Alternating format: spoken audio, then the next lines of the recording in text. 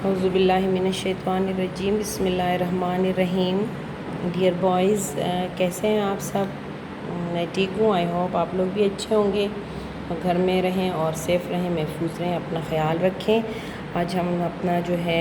Zoom on line classes ہماری of ہو گئی تھیں، اس کے بعد آج ہماری یہ فرسٹ کلاس ہے زوم آن لائن کی، دوبارہ جو اسٹارٹ ہوئی ہے۔ ہم نے پچھلے جو دو چیپٹر پڑھے ہیں وہ ختم ہو گئے تھے، اب ہم آج اپنا نیا چیپٹر سٹارٹ کریں گے۔ اس چیپٹر کا جو ہے میں آپ کو سب سے پہلے نیم بتا دوں۔ ہمارے چیپٹر کا جو نام ہے سبق کا دعوت اسلام، یعنی اسلام کی دعوت دینا۔ اس میں ہم تین مین پوائنٹس ہیں جس کے بارے میں ہم پڑھیں گے۔ دعوت اسلام کی ضرورت اور اہمیت ہو جو کہ کیوں پڑی دعوت اسلام کی ضرورت۔ پھر جو ہے دعوت اسلام کے مختلف مراحل پہ جو جتنے بھی حضور صلی اللہ علیہ وسلم نے جس طریقے سے یا ان کے ساتھ قریبی جو ان کے دوست تھے، رشتہ دار تھے، جنہوں نے ان کا ساتھ دیا اس کام میں، جس طریقے سے یہ دعوت تبلیغ ہوئی، وہ اس کے بارے میں اس میں بتائیں گے۔ اور دعوت اسلام کے دوران اسلام دشمن مخالفت اور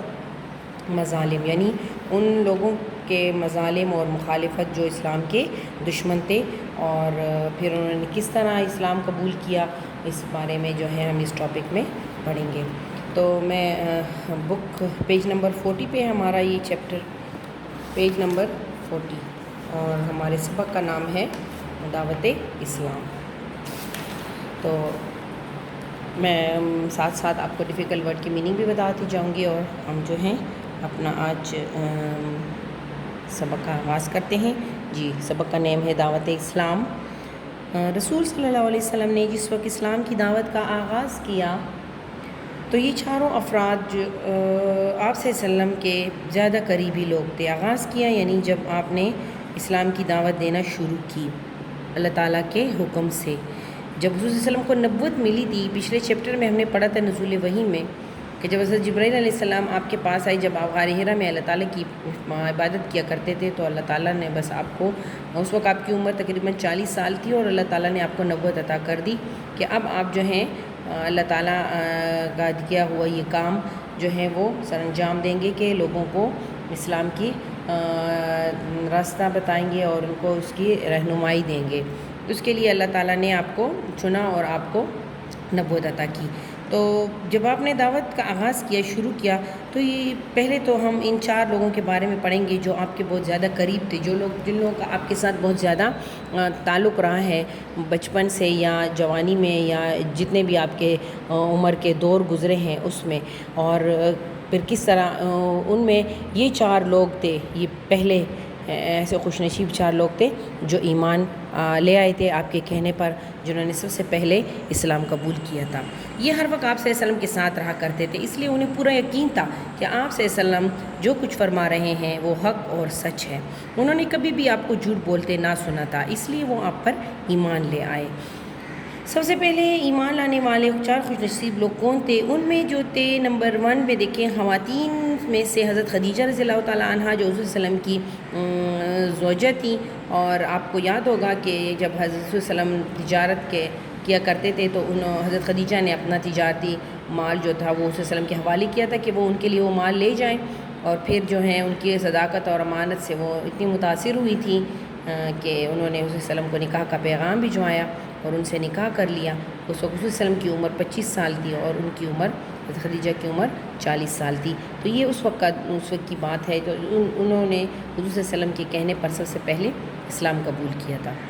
بچوں میں حضرت علی رضی اللہ تعالیٰ عنہ نے، بچوں میں جو تھے جو سب سے پہلے اسلام لے آئے تھے وہ حضرت علی تھے۔ حضرت علی کی عمر اس وقت تقریباً 10 سال تھی، جب سے چھوٹے تھے اس وقت ایمان لانے والوں میں۔ غلاموں میں سے حضرت زید رضی اللہ تعالیٰ عنہ بن حارثہ، حضور صلی اللہ علیہ وسلم کے غلام تھے جن کا نام حضرت زید بن حارثہ تھا، وہ جو تھے حضور صلی اللہ علیہ وسلم کے کہنے پر سب سے پہلے اسلام لے آئے تھے۔ دوستوں میں سے حضرت ابوبکر صدیق رضی اللہ تعالیٰ عنہ تھے جو اسلام قبول کیا تھا، جنہوں نے دعوت اسلام ایک ایسا مرحلہ تھا کہ حضور صلی اللہ علیہ وسلم کو جب اللہ تعالیٰ نے یہ حکم دیا کہ آپ جو ہیں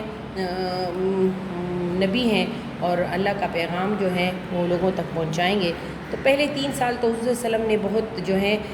تکلیف میں، چھپکے سے، رازداری سے جو ہے یہ کام سر انجام دیتے تھے، چھپ چھپ کر جو ہے دعوت تبلیغ دیتے تھے لوگوں کو، کیونکہ ان کے اسلام دشمن لوگ بہت تھے جو ان کو ہر طرح سے تکالیف پہنچاتے تھے۔ سب سے پہلے تو ان کے جو اپنے چچا تھے ابو لہب اور ان کی بیوی جو ان کے راستے میں کانٹے بچھاتی تھی، جب حضور صلی اللہ علیہ وسلم کہیں جس راستے سے گزرتے تھے وہ جب غار سے لکڑیاں لے کر آتی تھی تو اس کے ساتھ کانٹے بھی لاتی تھی، اسپیشلی اس لیے کہ حضور صلی اللہ علیہ وسلم کے راستے میں بچھائیں وہ، اور ان کو تکلیف پہنچانے کے لیے۔ اور ان کے اپنے چچا جب بھی حضور صلی اللہ علیہ وسلم صفا کی پہاڑی پر کھڑے ہو کر یا لوگوں کو کہیں بھی تبلیغ دیتے تو وہ ان کی مخالفت کرتے اور ان کو تنگ کرتے تھے ہر طرح سے۔ اچھا، اب ہم آتے ہیں پیج نمبر 41۔ اس پیج میں ہم آپ کو یہ بتائیں گے، پہلے آپ یہ دیکھ لیں کہ وہ کون سے 4 لوگ تھے جنہوں نے اسلام قبول سب سے پہلے کیا تھا۔ اب ایک دفعہ دوبارہ ان کے نام سن لیں۔ سب سے پہلے ایمان لانے والے 4 خوش نصیب لوگ، خواتین میں حضرت خدیجہ رضی اللہ تعالیٰ عنہ، بچوں میں حضرت علی رضی اللہ تعالیٰ عنہ، غلاموں میں حضرت زید رضی اللہ تعالیٰ عنہ بن حارثہ، اور دوستوں میں حضرت ابوبکر صدیق رضی اللہ تعالیٰ عنہ۔ اب ہم اس چیپٹر میں اس پیراگراف میں پڑھیں گے آگے کہ حضرت ابوبکر اور انہوں نے دعوت اسلام کی تبلیغ کس طرح سر انجام دی۔ دعوت اسلام کا یہ سلسلہ مزید آگے بڑھتا رہا، یعنی اور آگے بڑھتا رہا اور دعوت اسلام دینے لگے۔ حضرت ابوبکر صدیق رضی اللہ تعالیٰ عنہ مکہ کے مشہور تاجر تھے۔ اس وقت حضرت ابوبکر صدیق جو تھے وہ تجارت میں بہت مشہور تھے۔ آپ رضی اللہ تعالیٰ عنہ کی خوش اخلاقی، وہ خوش اخلاق بھی تھے، یعنی دوسروں سے بہت اچھے طریقے سے پیش آتے تھے۔ عمدہ عادات، ان کی عادات بھی بہت عمدہ اور اعلیٰ تھیں، بہت اچھی تھیں، اور عقل مند بھی تھے، یعنی وہ بہت عقل مندی سے اپنے کاروبار کرتے تھے، جس کی وجہ سے معاشرے کے دیگر لوگوں کے ساتھ آپ رضی اللہ تعالیٰ عنہ کے تعلقات بہت مضبوط اور گہرے تھے۔ انہی عادات اور انہی خوبیوں کی وجہ سے صرف تجارت میں ہی نہیں، وہاں اس معاشرے میں وہاں کے لوگوں کے ساتھ آپ کا جو تھے لوگ جو تھے وہ بھی آپ کے ان خوبیوں کی وجہ سے آپ سے بہت متاثر تھے، اور اس وجہ سے آپ کے ساتھ ان کے بہت اچھے اور گہرے اور مضبوط اور اچھے تعلقات تھے۔